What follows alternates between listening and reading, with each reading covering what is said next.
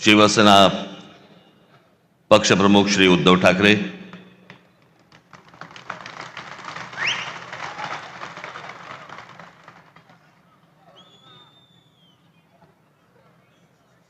माझे मित्र आणि शिवसेनेचे नेते श्री संजय राऊत, इतर सर्व मान्यवर आणि माया जमलेल्या सर्व तमाम मराठी बांधवांनो, भगिनींनो आणि मातांनो,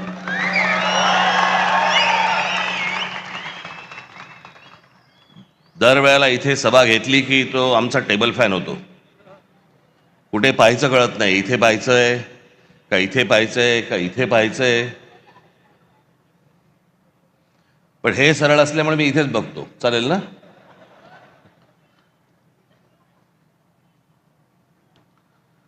आज निवडणूक एका शेवटच्या टप्प्यावरती येऊन ठेपलेली आहे.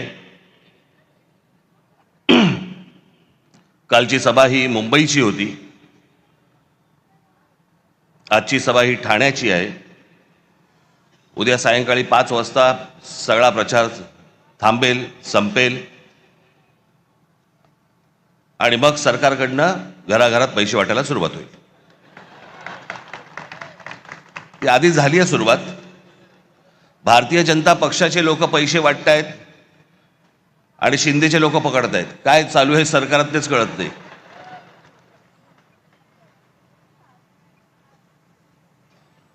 त्या दिवशी मी कल्याण डोंबिवलीला गेलो, अनेक मतदारसंघामध्ये फिरलो. प्रचंड हवा आहे तिकडे. सगळ्या गोष्टी एवढ्या करून पण मी खरं तर आज त्या कल्याण डोंबिवलीमधल्या काही लोकांना मी इथे बोलवणार होतो, पण आता प्रचाराचा शेवटचे काही 2 दिवस आहेत, उरलेले आहेत, म्हणून ते इथे येऊ नाही शकले.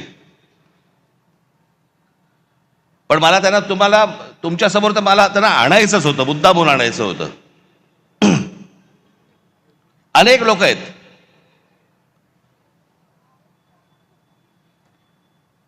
आज घराघरामध्ये 5-5 हजार रुपये वाटतात मतांसाठी. मला समजत नाही या लोकांचं. एका बाजूला म्हणतात आम्ही विकास केलाय आणि दुसऱ्या बाजूला पैसे वाटतात आणि म्हणतात मतदान करा. मग विकास काय केलात?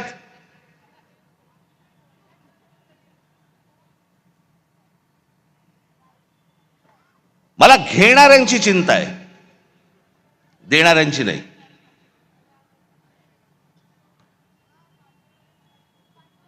आपण 5-5 हजार रुपयामध्ये आपल्या मुलांना, आपल्या मुलीला आपण काय सांगतोय, आपण काय शिकवतोय?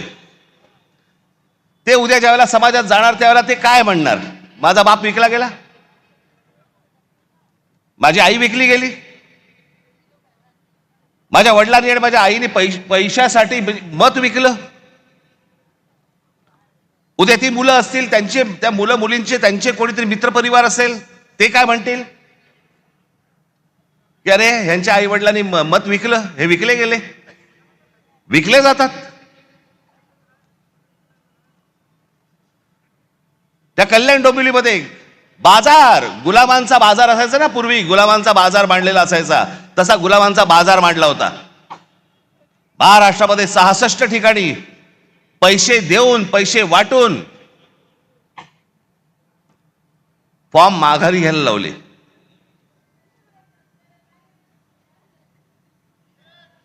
त्या दिवशी मी माझ्या नाशिकच्या सभेमध्ये मी बोललो होतो, वेडे पैसे झालेत, वेडे पैसे. त्या दिवशी एका ठिकाणी तर कोणी, त्या एका माणसाने ते काय स्क्रुटिनी असते, समोरच्याचा एबी फॉर्म गिळून टाकला. बरं दिवस नव्हता,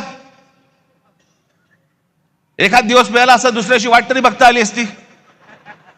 एबी फॉर्म पडेल, एबी फॉर्म पडेल. इथपर्यंत गेलात तुम्ही. विकले जात आहेत काय, एबी फॉर्म गिळतायत काय. त्या सोलापूरला एखादा खून झाला आमच्या माणसाचा, आमच्या विद्यार्थी सेनेचा, तो तिथला शहर अध्यक्ष होता, त्याचा खून केला फॉर्म मागे घेण्यासाठी. म्हणून इथपर्यंत सरकार चाललंय. पोलीस हताश, कोर्टाकडे तर बघायलाच नको. हे कोणतं राज्य आहे? बिनधास्त सगळ्या गोष्टी सुरू आहेत. मला ती, म्हणून मी मगाशी म्हटलं ना, मला ती माणसं आणायची होती. ती त्या प्रचारामध्ये बिचारे गुंतलेत, त्याच्यामुळे मला इथे त्यांना बोलवता नाही आलं. 5-5 हजाराला मतं विकतायत. मी फक्त 2-3 माणसांची फक्त तुमच्यासमोर नावं घेतो, बाकीची तर आता येतील.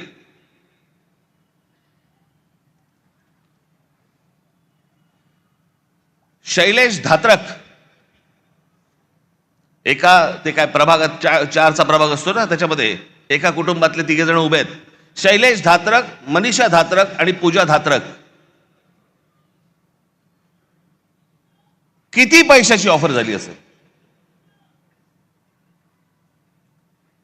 तुम्ही कल्पना पण नाही करू शकत. म्हणजे काय लेवलचा बाजार मांडला या लोकांनी, तुम्हाला अंदाज येईल. या 3 लोकांना एका घरात मिळून 15 कोटी रुपयाची ऑफर दिली गेली.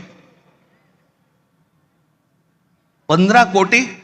आणि मला ते मुद्दामून इकडे बोलवायचे होते त्यांनी 15 कोटीची ऑफर नाकारून ते निवडणुकीला उभे राहिलेत.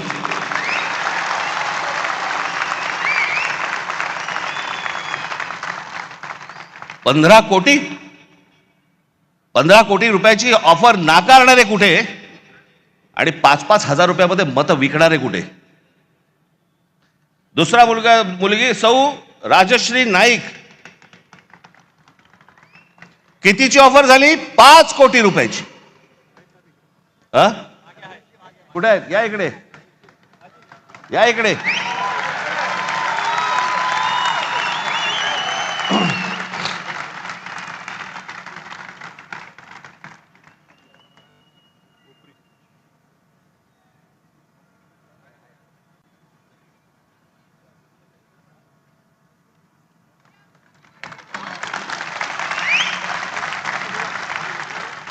पाच कोटीची ऑफर झालेली गोष्ट नाकारणारी आहे. हे महाराष्ट्राचं स्वाभिमानी रक्त.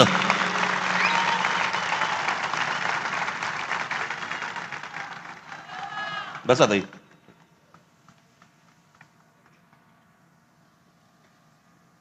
सुशील आवटे,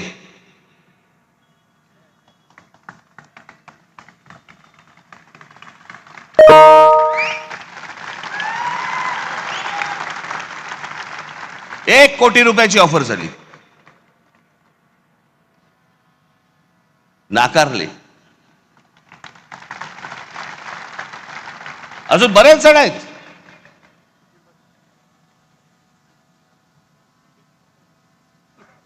कुठून येतोय हा पैसा?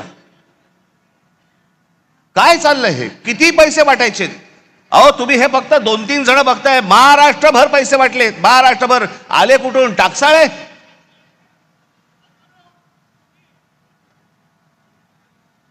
कोणाला 5 कोटी, कोणाला 10 कोटी, कोणाला 15 कोटी, कोणाला 1 कोटी, 2 कोटी. काय बघायलाच नको.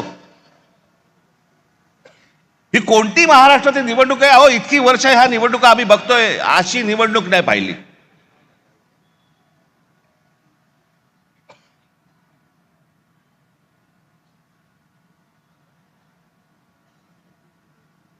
काही लगामच नाही या लोकांना.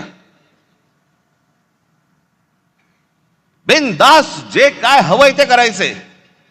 कोर्टात जाऊन काय उपयोग नाही, पोलिसात जाऊन काय उपयोग नाही, कुठेही तुम्हाला जाऊन उपयोग नाहीये. बस आमची मर्जी. त्या बदलापूरला आमच्या महाराष्ट्र नवनिर्माण सेनेने त्या बाईच्या मुलीचं, एक लहान मुलगी जिच्यावरती बलात्कार झाला, तिचं प्रकरण जेव्हा बाहेर काढलं, त्यातला जो मुख्य आरोपी होता, काही कारण नसताना पोलिसांकडनं त्याला एन्काउंटर केला गेला, मारला, त्याला ठार मारला. का? कशासाठी? या नराधमांना ठार मारले पाहिजे, त्याच्याबद्दल वादच नाहीये. पण एन्काउंटर मध्ये ठार का मारायचा होता? काही गुपित होतं का? जर ते बाहेर पडलं असतं काही प्रॉब्लेम होता का?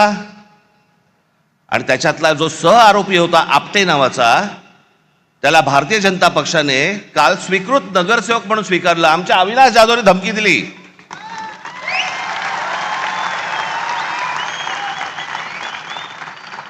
की बदलापूरमध्ये आम्ही मोर्चा काढतो म्हटल्यानंतर त्या स्वतःहून माणसाने त्याचा राजीनामा दिला. नको मला स्वीकृत. हिम्मत कशी होते यांची द्यायची? एका लहान मुलीच्या बलात्काराच्या प्रकरणामध्ये सह आरोपी असलेल्या माणसाला स्वीकृत नगरसेवक पद देण्याची यांची हिम्मत कशी होते? याचं कारण तुम्हाला गृहीत धरलेलं आहे. कोण तुम्ही? कोण आहात तुम्ही? आलात की 5,000 रुपये तोंडावर फेकू आणि तुम्हाला विकत घेऊ. ही आली कुठून हिंमत?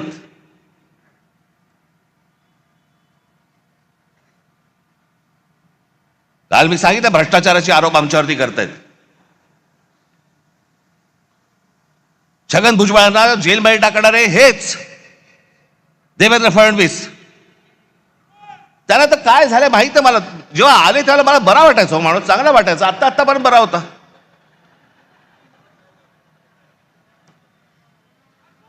काल मी जो बोललो ती रसमलाई आली होती, तो सांगतोय की मुंबईचा आणि महाराष्ट्राचा काही संबंध नाहीये. हे स्वतः सांगतोय आणि फडणवीस म्हणतात नाही तो असं काही बोललाच नाही, त्याचा तो अर्थच होत नाही म्हणे. मला असं वाटायचं की फडणवीसांना इंग्रजी कळतं. पण कसं आहे, खोटं बोलत राहायचं. त्याला वाटतं याच्यातनं लोकांना वाटेल की बाबा नाही खोट्याचं खरं करता येतं. नाही होणार. आता मला आत्ताच सकाळी कोणीतरी त्याची एक क्लिप पाठवली. लावर येतोय.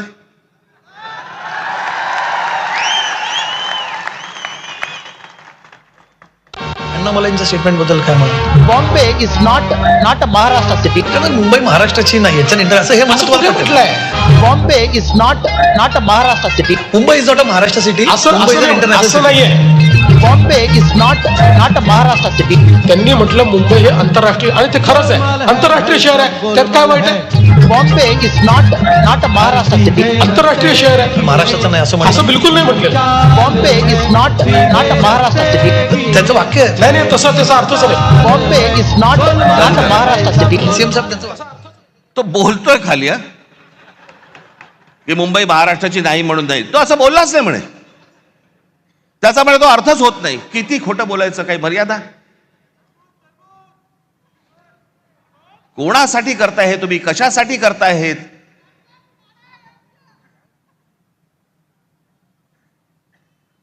पण मी काल म्हटलं ना, हे फक्त हातावर बसलेले ससाणे होतो.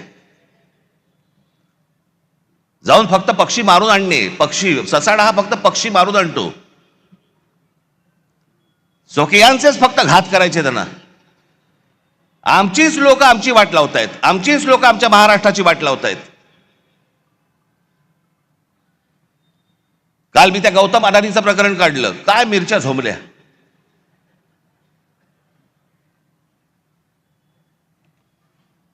आणि काय पुढे सुरू केलं तर राज ठाकरेंचा माझा आणि गौतम अदानीचा एक फोटो. बरं, मग पुढे माझ्या घरी गौतम अदानी येऊन गेला एकदा. माझ्याकडे रतन टाटाही येऊन गेलेत. माझ्याकडे मुकेश अंबानी येऊन गेलेत. माझ्याकडे आनंद महिंद्राही येऊन गेलेत. अनेक उद्योगपती येऊन गेलेत. अनेक फिल्म मधले कलाकार येऊन गेलेत. घरी येऊन गेले म्हणून त्यांची काय पापं झाकायची का मी?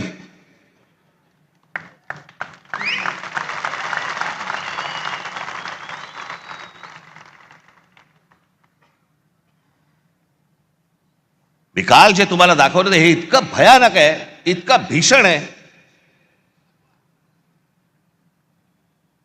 ते जे फोटो दाखवतात कधी 2-3 वर्षापूर्वीचा काहीतरी फोटो दाखवतात, तो जेव्हा घरी आले होते. आता घरी आल्यावरती काय हाकलून देऊ?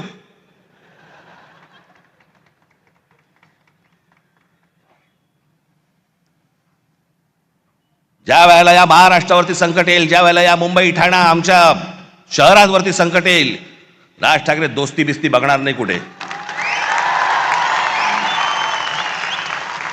आणि अडाणीशी दोस्ती करण्याचा माझा विषयच नाही.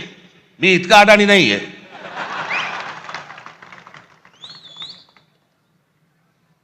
पण ते काल जे मी तुम्हाला दाखवलं त्याचं गांभीर्य नीट समजून घ्या. मी काल जे तुम्हाला सांगितलं की जवळपास 60% म्हणजे हा माणूस कधी सिमेंटमध्ये कधी नव्हता, तो आज माणूस 2 नंबरला सिमेंटमध्ये आलाय. आज देशातला 2 नंबरचा सिमेंटचा व्यापारी तो आहे. आज ही सगळी विमानतळ. आज अनेक इथे गुजराती समाजातले लोक आले असतील. खरं तर आमचं तुमचं काही भांडण नाही आहे, फक्त आमच्याशी भांडायला येऊ नका.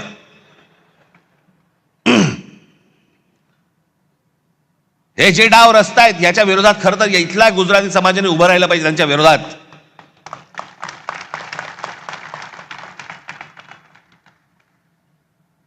पण हे मुद्दामून ज्या गोष्टी करतायत हे काय करतायत?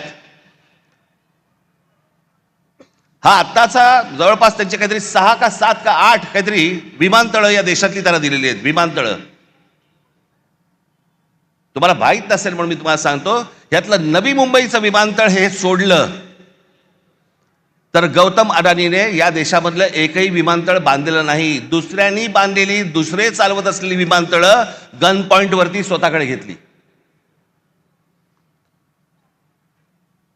बांधलेलं फक्त एकमेव पोर्ट गुजरात मधलं फक्त मुंद्रा पोर्ट. बाकी देशभरामधली जेवढी पोर्ट्स आहेत ही सगळी दुसऱ्यांची होती. गन पॉइंट वरती सांगितलं ही मला पाहिजेत.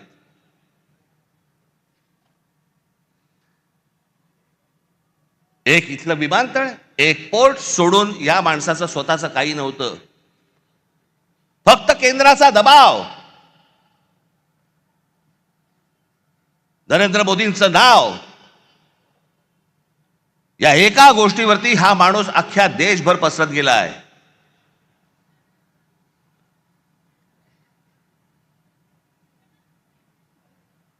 उद्या जर ही पोर्ट बंद झाली, तुमचा व्यापार ठप्प.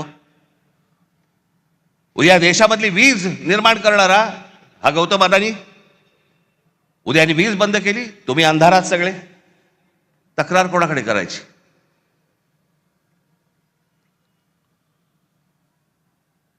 आत्ता 1-2 महिन्यापूर्वीची गोष्ट असेल, महिन्याभरापूर्वीची गोष्ट असेल. तुम्ही जर विसरला नसाल तर तुम्हाला आठवण करून देतो, पण विसरला नसाल कदाचित, हा देश पण विसरला नसेल. इंडिगोच्या विमानामध्ये स्ट्राईक झाला, आत्ता कळलं तुम्हाला? होता ना आत्ता इंडिगोची विमान बंद होती. या इंडिगोच्या मालकाला या एव्हिएशन मधली म्हणजे हवाई वाहतुकीमधली 65% हवाई वाहतूक, या देशाची 65% हवाई वाहतूक ही इंडिगोकडे दिलेली आहे. त्यांनी स्ट्राईक केला, त्यांनी बंद केलं, कारण काही नाही दिली. आणि एके दिवशी त्या इंडिगोच्या मालकाने ही सगळी विमानं बंद केल्यावरती अख्खा देश ठप्प झाला. सगळी विमानतळ भरून माणसं वाहतायत, लहान लहान मुलं तडफडतायत, त्यांच्या आयांना कळत नाही काय करायचंय, विमान उडत नाहीये. खाण्यापिण्याचे वांदे, खरं तर विमान कंपनीने द्यायला पाहिजे, तेही नाही, पाणी नाही, काही नाही, काही नाही. देश अख्खा ठप्प. एक विमान कंपनी तुमचा देश ठप्प करू शकते. आज अदानीच्या हातामध्ये सिमेंट आहे, आज अदानीच्या हातामध्ये वीज आहे, अदानीच्या हातामध्ये विमानतळ आहेत, अदानीच्या हातामध्ये पोर्ट्स आहेत.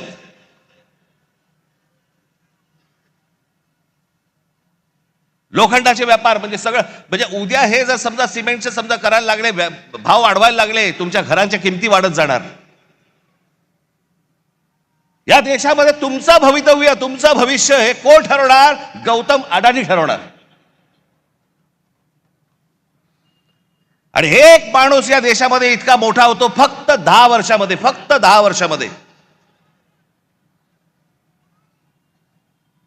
2014 ते 2025 11 वर्षात इतका मोठा झालेला, इतका श्रीमंत झालेला, इतके उद्योग उभारलेला जगात दुसरा माणूस नाही. आणि असा व्यवसाय उभारता येत नाही. अहो टाटा, बिर्ला, बाकीचे सगळे उद्योगपती यांना 50, 60, 100 वर्ष लागली.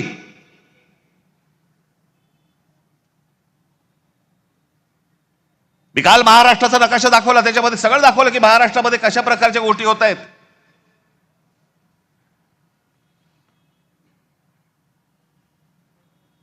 की इथे नवीन आता वाढवणला विमानतळ येतंय, नवी मुंबईचं झालंय, आणि सांताक्रूज विमानतळ हळूहळू हळूहळू सगळं बाजूला काढणार, सगळं नवी मुंबईला नेणार आणि सांताक्रूज विमानतळाचा मोठाच्या मोठा प्लॉट विकायला काढणार. आता आहे अदानीकडे.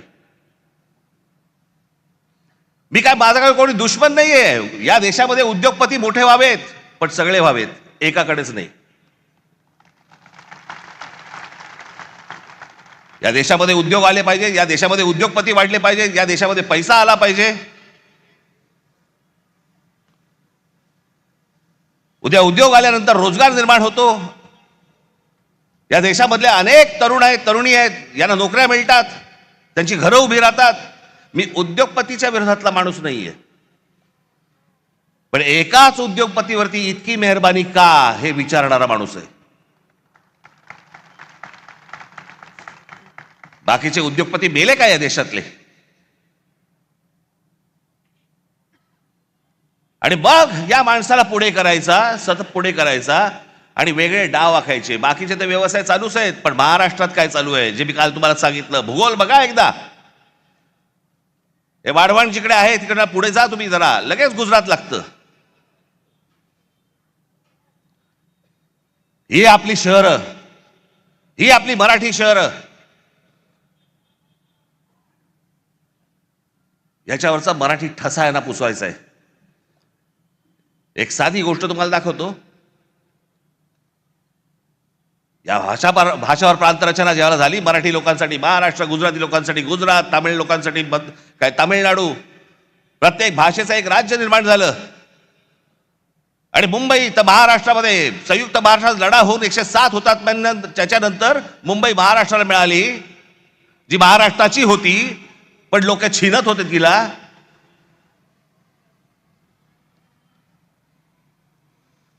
प्रत्येक राज्याची एक स्वतःची एक संस्कृती असते, प्रत्येकाची एक भाषा असते, प्रत्येकाचा एक स्वाभिमान असतो. आमच्या स्वाभिमानाला तुम्ही दखल लावताय. नवरात्राच्या वेळेला गरबा खेळला जातो. आमच्या इकडे मुंबईमध्ये पण होतात या गोष्टी, तुमच्याकडे होत असतील. अनेक आपले लोक, काय प्रत्येक जण गुजराती नसतो, आपले लोक अनेक जण जातात, गरबा खेळतात. अनेक महिला असतात, त्यांना गरबा आवडतो, खेळतात. चांगली गोष्ट आहे, वाईट काहीच नाहीये. पण तो आनंदाचा एक सणाचा विषय आहे. पण मुंबईत, महाराष्ट्र राज्याची राजधानी मुंबई विमानतळावरती जेव्हा गौतम अडानीने विमानतळ ताब्यात घेतलं, ते ताब्यात घेतल्यानंतर तुम्हाला काय सांगायचं होतं आम्हाला, ज्याच्यातनं ही कृती केली बघा.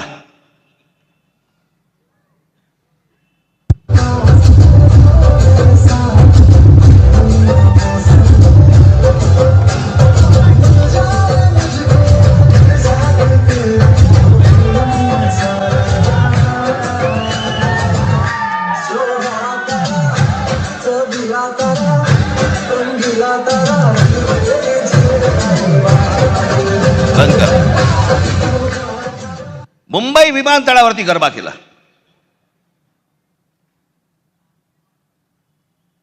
तुमची ओळख पुसून टाकायची. मुंबई तुमची नाही आहे.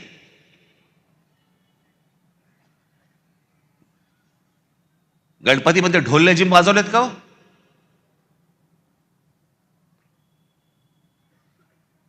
आणि जर वाजवायचे असतील तर फक्त ढोल लेझिमच वाजले पाहिजेत मुंबई विमानतळावरती, बाकी काही नाही.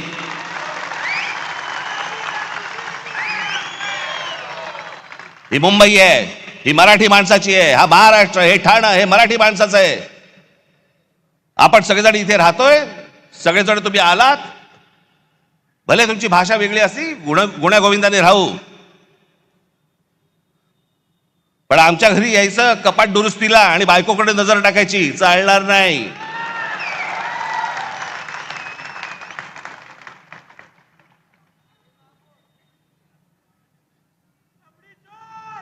काय बेभानपणा सुरू आता इथे तुमच्या घोडबंदरला. या घोडबंदरला इथे नॅशनल पार्क मध्ये,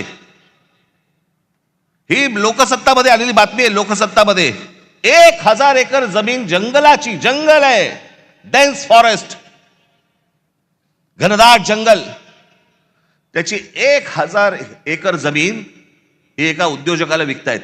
जंगल काढून टाकतायत, झाडं तोडून टाकतायत. आता बरं वाटलं मला की गणेश नाईकांनी सांगितलं मी हे होऊ देणार नाही. आनंदाची गोष्ट आहे ती.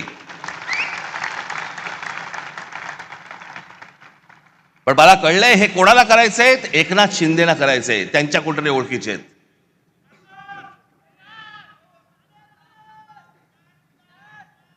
जी दिसेल ती जमीन हे वरून उद्योगपती पाठवणार, वरून हे सांगणार की या उद्योगपतीला ही जमीन देऊन टाका. आमचं ताडोबाचं जंगल आज इतके तिकडे सगळं इतकं मोठं जंगल, तिकडे आमचे चांगले वाघ बेग सगळे सगळे वन्य प्राणी फिरतायत. त्या ताडोबाची जमीन खाणींना देऊन टाकली. कोणतरी एक वरून उद्योगपती आला, इथे खाली त्यांना सांगितलं सह्या करून द्या, विषय संपला. एन्व्हायरमेंट वगैरे गेलं तेल लावत. ताडोबाची जमीन तिकडची एक खाणीला देऊन टाकली. इकडची जंगलाची जमीन देऊन टाकली. इकडे बंदर देऊन टाकलं, इथे तुमचं विमानतळ देऊन टाकलं, इथे तुमची आता ते काय डम्पिंग ग्राउंड देऊन टाकलं. ती जिथे गौतम अडाणी बघेल ही जमीन मला पाहिजे, घेऊन जा. एकाच माणसाला एवढी मेहरबानी का चालू आहे? असं काय तो माणूस देतोय? याचं कारण ह्यांचा जो आज ते विळखा आखतायत ना, जो मुंबई, ठाणा, कल्याण, डोंबिवली ही सगळी शहरं ही सगळी गुजरातला मिळवायची. खास करून मुंबईवरती लक्ष आहे, पण ठाणा, कल्याण, डोंबिवली, पालघर, बिलघर ह्या सगळ्या गोष्टी ह्यांच्या हातात आल्याशिवाय यांना मुंबईला हात घालता येणार नाही, कारण भौगोलिक दृष्ट्या जमत नाहीये. म्हणून हे सगळे प्लान सुरू आहेत. त्याच्यासाठी ह्या सगळ्या गोष्टी सुरू आहेत. आपण या गोष्टींचा नीट विचार केला पाहिजे. ही निवडणूक कशासाठीची निवडणूक आहे ती? ठाणे शहरामध्ये अनेक प्रश्न आहेत. जसे जसे लोक बदा येत आहेत, बाहेरून येत आहेत, या आमच्या शहराची लोकसंख्या वाढते, तसे प्रश्नही गहन होत आहेत. काल परवाकडे मी इथे ठाण्यामध्ये फिरताना मला इतकं वाईट वाटलं. 2 रस्त्यांच्या मध्ये एक कठडा होता. त्या कठड्यांवरती माझ्या काही माता भगिनी संध्याकाळच्या फक्त गप्पा मारायला बसल्या होत्या. रस्त्यांच्या मध्ये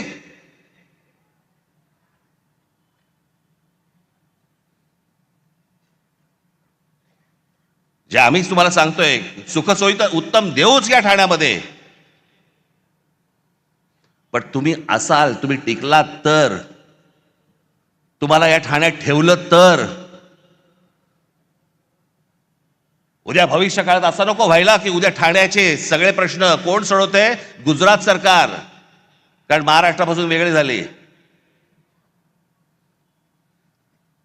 अनेक जण मला म्हणतात की नाही ते दरवेळेला तुम्ही घाबरवता, असं होणार. मी म्हटलं मी दरवेळेला तेव्हापासून नाही बोलत आहे, मला आता कळतंय उंबरठ्यावरती संकट येऊन उभं आहे.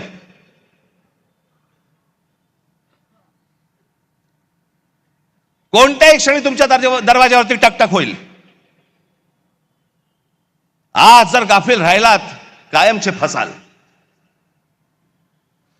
कारण केंद्र हातामध्ये, राज्य हातामध्ये, उद्या या महानगरपालिका पण हातामध्ये गेल्या त्यांच्या, तर काय विचारायलाच नको. कोणाकडे जाणार तुम्ही? कोणाकडे तक्रार करणार? आणि मग एकदा हातातनं गेलं की परत येत नाही, ते परत येणार नाही. म्हणून आज ही ती वेळ आहे. आपलं ठाणं, कल्याण, डोंबिवली, मीरा भाईंदर, सगळ्या ठाणं तर उत्तम करूच करू. उद्धव स्वतः आपल्याला सांगतीलच, त्यांच्या भाषणामधून अनेक गोष्टी सांगतील. ठाणं तर उत्तम करूच करू, पण पहिला स्वाभिमान, पहिला मराठी ठसा, हे ठाणं आपलं आहे. हे ठाणं टिकवणं, यांनी जो आराखडा आखलेला आहे तो सगळा उद्ध्वस्त करणं हे तुमच्या हातामध्ये आहे. नाही तर उद्या आमच्या पोलीस खात्यामध्ये देखील या बाहेरच्या राज्यांमधली लोक भरली जाणार. आमच्या महानगरपालिकांमध्ये देखील बाहेरच्या राज्यातली लोक भरली जाणार. हे काही कमी करणार नाहीत या गोष्टीला. कोण तुम्ही, कोण आहात? तुम्हाला गृहीत धरलेलं आहे, तुमची किंमतच नाही या लोकांना मुळात.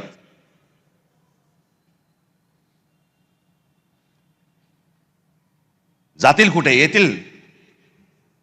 1.5 दमडी फेकली की येतील. हा जो त्यांचा आत्मविश्वास आहे, हा आत्मविश्वास तुम्हाला या निवडणुकीमध्ये मोडून काढायचा आहे. तुमचे जे कोणी मित्र परिवारातले लोक असतील, तुमचे जे कोणी नातेवाईक असतील, त्या सर्वांना सांगा की या आत्ताच्या येणाऱ्या उद्या 15 तारखेला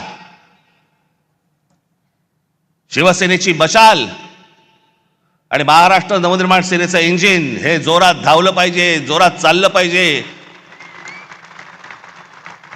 आम्हाला सत्तेचा अभ्यास नाहीये. वाईट या गोष्टीचं वाटतं, डोळ्या देखत शहरं जाऊ नयेत, डोळ्या देखत इतरांनी ही शहरं घेऊ नयेत, एवढ्यासाठीचं हे फक्त आत्ताचं हे युद्ध आहे. येत्या 15 तारखेला आपण सर्वजण सतर्क राहा, कुठेही गाफील राहू नका. जे BLA असतील, जे नेमले गेलेली माणसं असतील, बूथवरती सकाळी 6 वाजता जा. आणि जे काल सांगितलं परत सांगतोय, जर दुबार मतदार वगैरे करायला कोणी आले तिथेच कान फडवायचे, तिथेच ठोकायचे, तिथेच मारायचे.